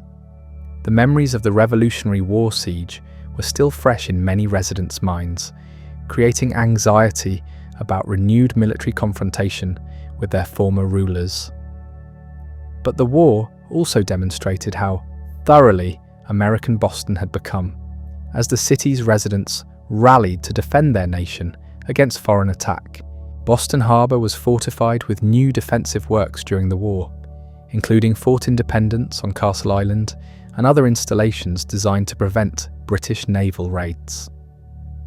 The city's shipyards worked overtime to build vessels for the American Navy, while privateers sailing from Boston Harbor captured hundreds of British merchant ships.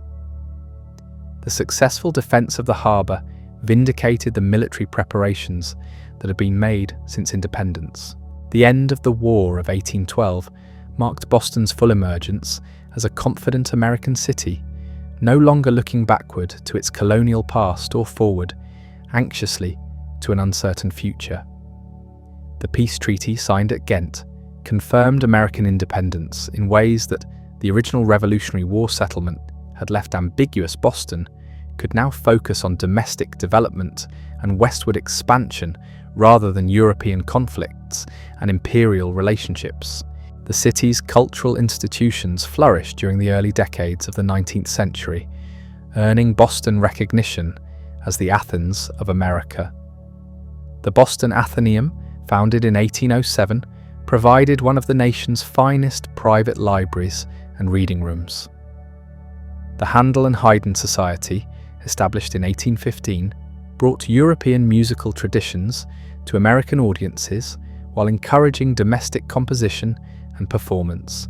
Boston's publishing industry expanded dramatically during this period, making the city a center for American literature and intellectual life. Firms like Little, Brown and Company published works by both American and European authors, while periodicals like the North American Review provided forums for serious discussion of literature, politics, and social issues.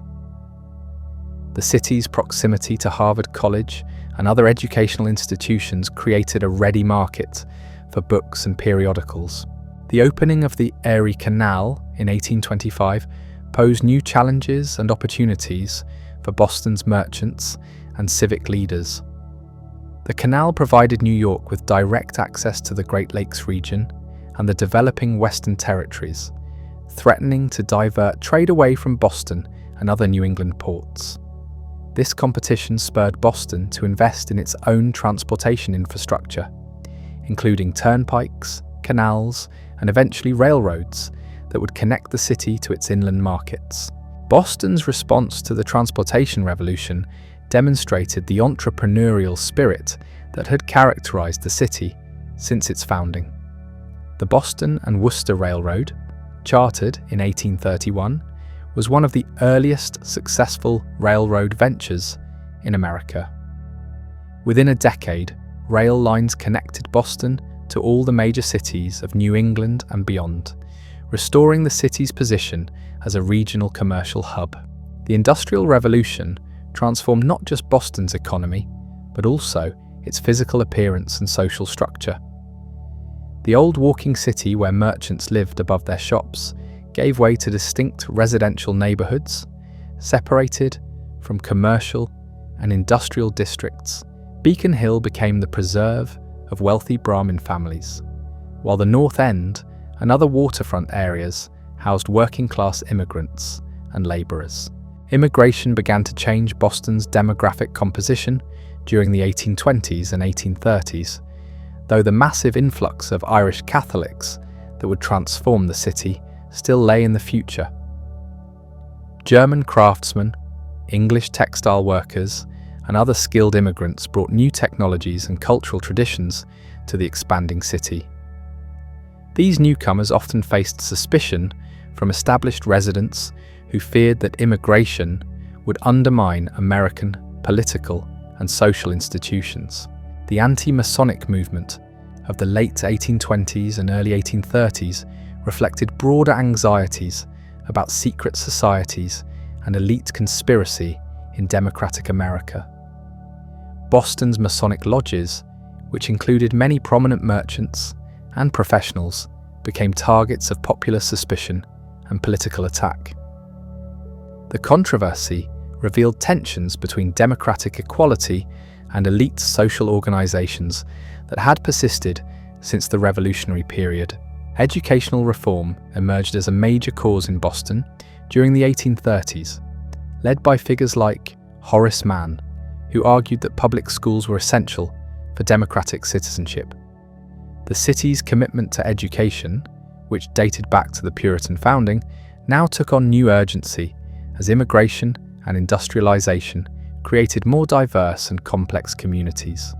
The establishment of normal schools for teacher training and the expansion of public education reflected Boston's continued faith in learning as the foundation of civic virtue. The Abolition movement found some of its strongest support in Boston during the 1830s and 1840s, building on the city's earlier experience with gradual emancipation. William Lloyd Garrison's newspaper, The Liberator, was published in Boston and circulated throughout the nation, making the city a center for anti-slavery activism. The New England Anti-Slavery Society, founded in Boston in 1832, coordinated resistance to slavery throughout the region. Boston's role in the Underground Railroad demonstrated the practical commitment of many residents to the cause of human freedom. The city's location made it a natural terminus for escaped slaves seeking passage to Canada, while its well-established free black community provided crucial assistance to refugees. Churches, homes, and businesses throughout the city served as hiding places for people fleeing bondage in the South.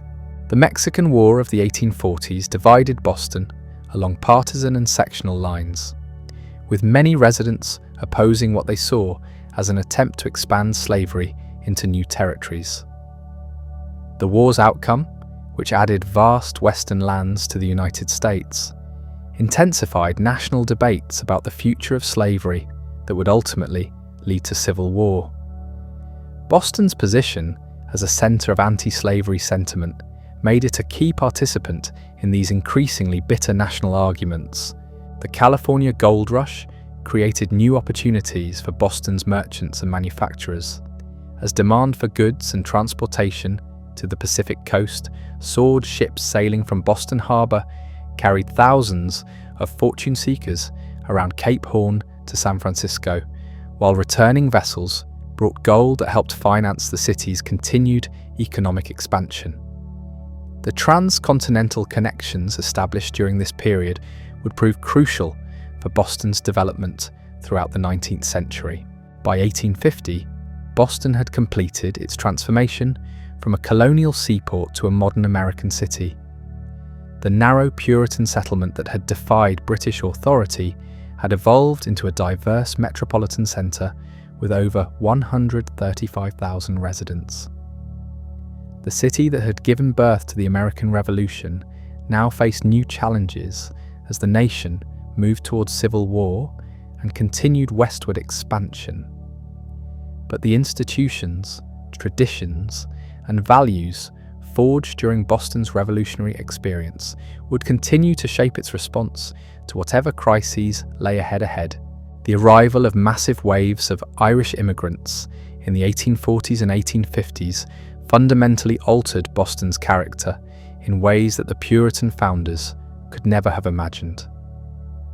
The Great Famine in Ireland drove desperate families across the Atlantic in search of survival, and Boston's harbour became their first glimpse of America. These newcomers arrived with little more than the clothes on their backs, crowding into the cheapest housing they could find in the North End and other waterfront neighbourhoods. The established Yankee population watched this transformation with a mixture of sympathy and alarm. The Irish Catholics represented everything that Protestant Boston had defined itself against for over 2 centuries.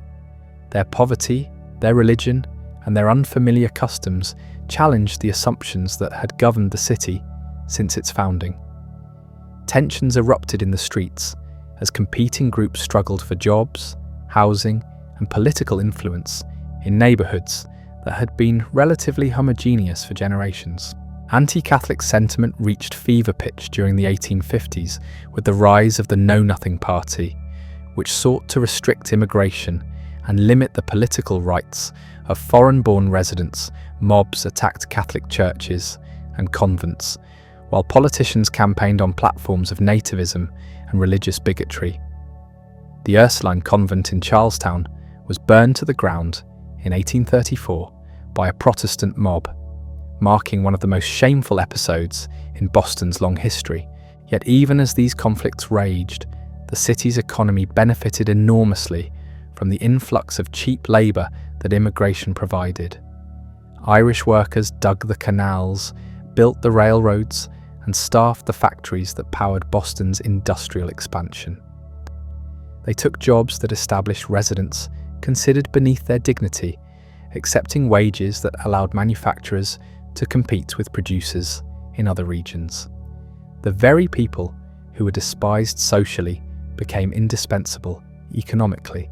The Catholic Church emerged as the primary institution serving Boston's Irish community, providing not just spiritual guidance, but also practical assistance with employment, housing, and education.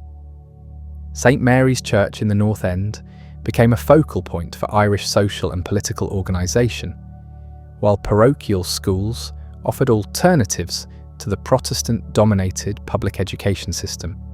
These religious institutions created parallel structures that allowed the Irish to maintain their cultural identity while adapting to American conditions. Political machines began to develop in Boston during this period, as Irish politicians learned to mobilise their community's votes in exchange for jobs and services.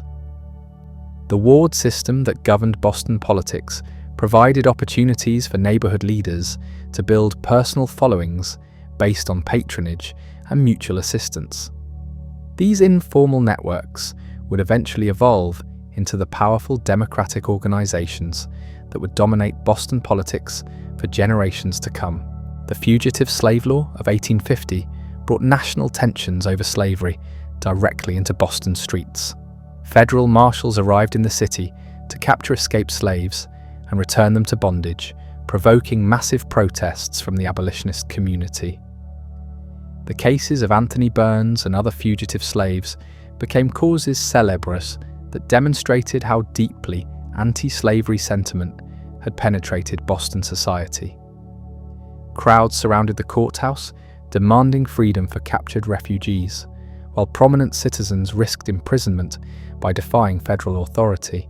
These confrontations over fugitive slaves revealed the extent to which Boston had become identified with the cause of human freedom.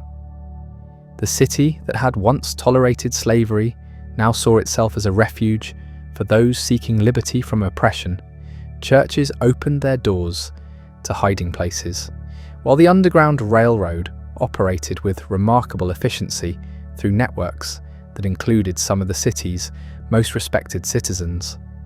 The moral authority that Boston claimed in national debates was earned through these practical acts of resistance to unjust laws. The coming of the Civil War in 1861 found Boston ready to support the Union cause with unprecedented enthusiasm. The attack on Fort Sumter aroused the same spirit of resistance that had animated the city during its struggles against British authority. Within days of President Lincoln's call for volunteers, Massachusetts regiments were marching through Boston Common on their way to defend the capital. The city that had given birth to American independence now prepared to preserve the Union that independence had created. The Massachusetts 54th Regiment, one of the first African-American units in the Union Army, trained at Camp Meigs in Boston before departing for service in South Carolina. The regiment's heroic assault on Fort Wagner demonstrated the courage and patriotism of black soldiers while advancing the cause of emancipation that Boston abolitionists had championed for decades. The memorial to Colonel Robert Gould Shaw and his men that stands on Boston Common remains one of the most powerful monuments to the Civil War anywhere in America. Boston's manufacturers profited enormously from wartime contracts for uniforms, weapons, and other military supplies. The city's textile mills worked around the clock to meet the demand for blue cloth, while shipyards built vessels for the expanding Union Navy. These wartime industries accelerated the city's transformation from a commercial centre based on trade to an industrial metropolis based on manufacturing.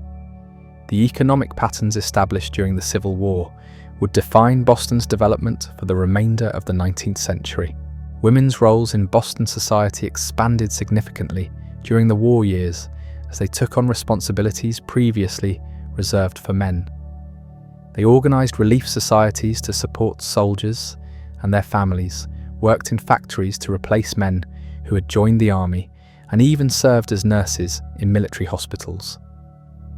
The war experience demonstrated women's capabilities in ways that would contribute to the eventual emergence of the women's rights movement in post-war America.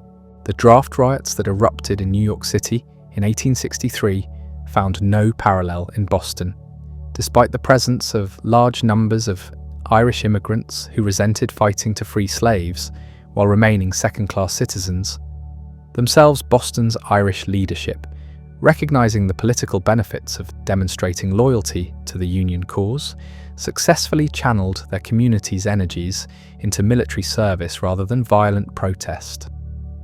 Several Irish regiments from Boston distinguished themselves in major battles, earning recognition and respect from their Yankee neighbours.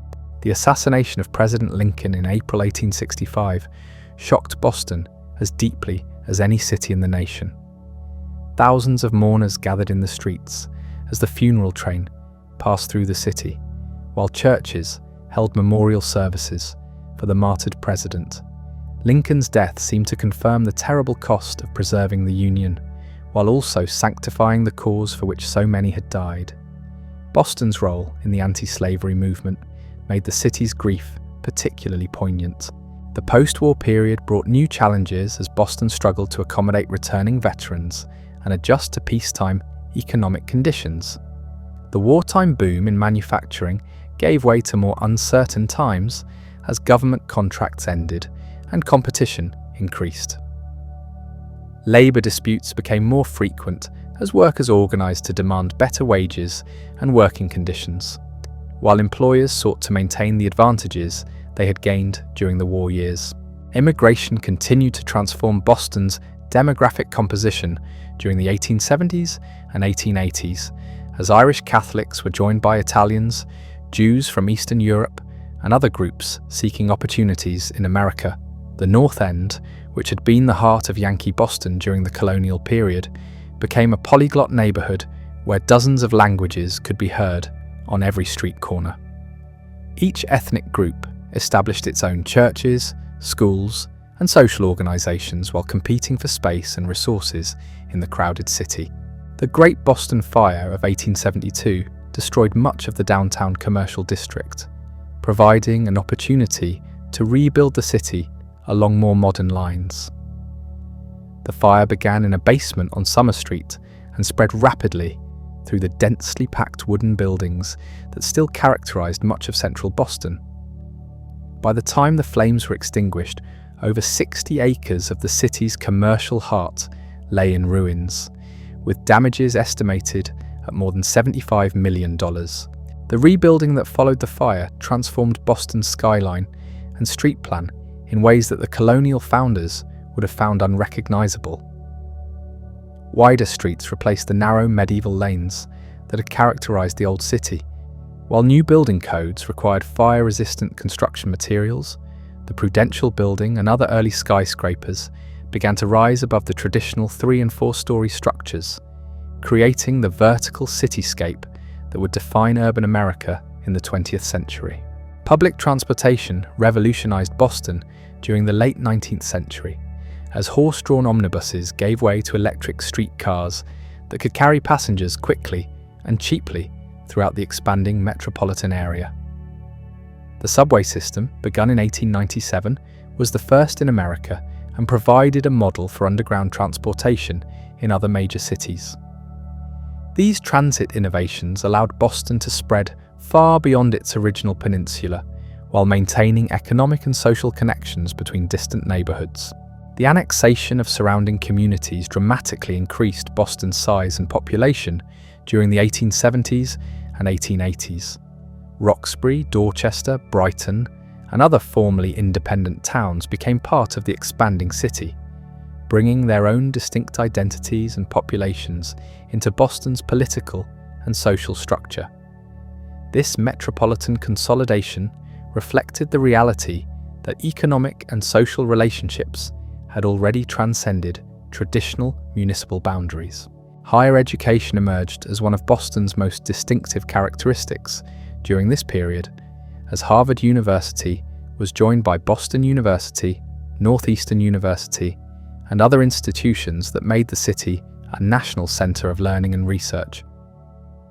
The concentration of colleges and universities attracted students and faculty from around the world, creating an intellectual atmosphere that influenced everything from politics to literature to scientific innovation.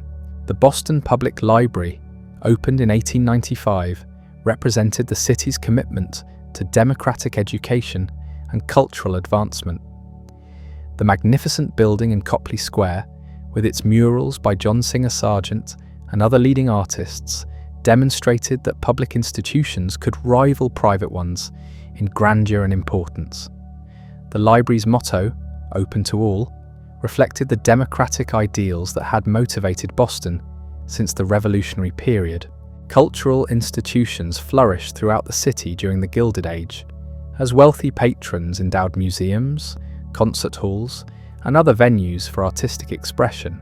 The Boston Symphony Orchestra, Founded in 1881, quickly established itself as one of the world's premier musical ensembles. The Museum of Fine Arts, which moved to its current location in 1909, assembled collections that rivaled those of European capitals. These institutions reflected Boston's aspirations to cultural leadership that matched its historical and intellectual prominence. The settlement house movement found strong support in Boston as educated middle-class reformers sought to address the problems created by rapid urbanization and immigration. South End House and other institutions provided services and education to immigrant families while advocating for improved housing, sanitation, and working conditions. These reform efforts reflected the continued influence of the moral activism that had characterized Boston since the abolitionist movement. Labor organizing intensified during the 1880s and 1890s as workers sought to improve their conditions through collective action. The Knights of Labor and other unions found support among Boston's diverse working population, while employers often resorted to violence and legal action to break strikes. The tensions between capital and labor that characterized the Gilded Age nationwide played out with particular intensity in Boston's immigrant neighborhoods. The Spanish-American War of 1898 aroused patriotic enthusiasm throughout Boston as the city's residents supported American intervention in Cuba and the Philippines. Local regiments departed from Commonwealth Pier amid crowds of cheering supporters, while war bond drives raised funds for the military effort. The brief conflict demonstrated America's emergence as a world power and Boston's continued identification with national purposes. The dawn of the 20th century found Boston transformed beyond recognition from the Puritan settlement that had challenged British authority 2.5 centuries earlier. The city now housed over 500,000 residents, representing dozens of nationalities and ethnic groups. Skyscrapers rose above the harbour, where Puritan ministers had once preached sermons about creating a city upon a hill. Electric streetcars carried passengers along routes where revolutionary patriots had once plotted resistance to royal authority. From the ancient fishing weirs buried beneath downtown office towers to the gleaming skyscrapers that now define its skyline, Boston's journey spans millennia of human ambition and transformation. This city has witnessed the rise and fall of indigenous civilizations, the birth pangs of a Puritan commonwealth, and the revolutionary fervour that ignited a new nation. Through massacres and tea parties, sieges and celebrations, Boston has remained true to its founding spirit of resistance and reinvention. The cobblestones that once echoed with the footsteps of Samuel Adams and Paul Revere now carry millions of visitors who come to trace the footsteps of liberty itself. Boston's story is America's story, a testament to the enduring power of ideas to shape the world.